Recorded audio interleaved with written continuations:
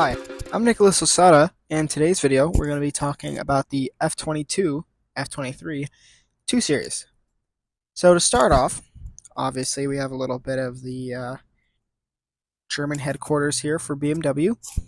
BMW was looking for something small, something compact to be able to replace what the original 3 Series was supposed to be.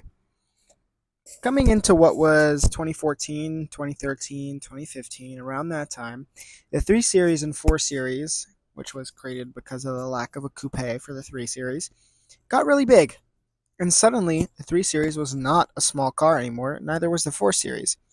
And so, BMW was left a hole in their product lineup. This is where they came up with the 2 Series.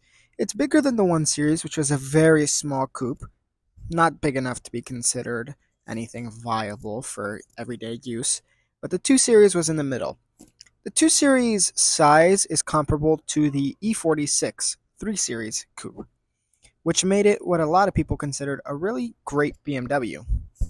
The styling was also very similar to the E46 3 Series coupe, having the Hofmeister kink, specialty of BMW, and having a good-sized trunk, great interior space, and the typical inline 6 in most of their models, though you could get the 228 with a turbo 4-banger.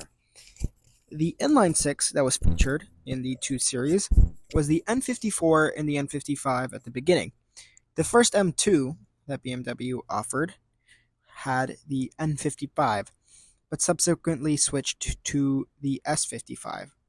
After that, the M235 would take over the N55. I actually have a M235 2016, and it's a great car. Drives great, has great speed. I have a dine-in tune on it, and it really does improve power. Stock, though, the N55 tends to make around 300, depends on what your tune is, but if it's an M2 tune, it can make up to close to 400 horsepower and 400 foot-pounds of torque.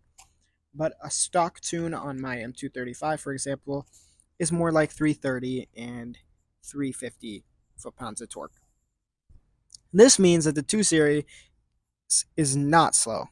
In fact, it's quite the opposite. It's a lot faster than one would assume from a smaller engine like the N55 that only produces around 300, a little more than 300 horsepower.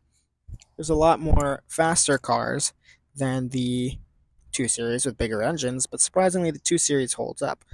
The M2 and the M235i of 2016 actually have 0 to 60 times of 4.3, 4.2 around there, which is really impressive considering they can beat Mustang GTs, Dodge Challenger RTs, and other things that have the same amount of horsepower but just are a whole lot heavier. Also coming from BMW with the inline 6 is you have its famous power ratio, which causes it to have great top-end speed, 80 and above, to propel it to over 100 very quickly. Me personally, with the dine-in tune, I can definitely tell you that there's a lot of speed. The 2 Series features your quintessential BMW interior, screen over 2 vents, radio and climate control, buttons below the 2 vents, and your typical iDrive shifter that you see in a lot of BMWs of the 2016, 2017, that kind of era. Interestingly, the M2 has a limited slip diff, but the M235 and the M240 don't. They have electronically controlled differentials that are not limited slip, so they do control, but they do tend to spin a lot more tire than the M2.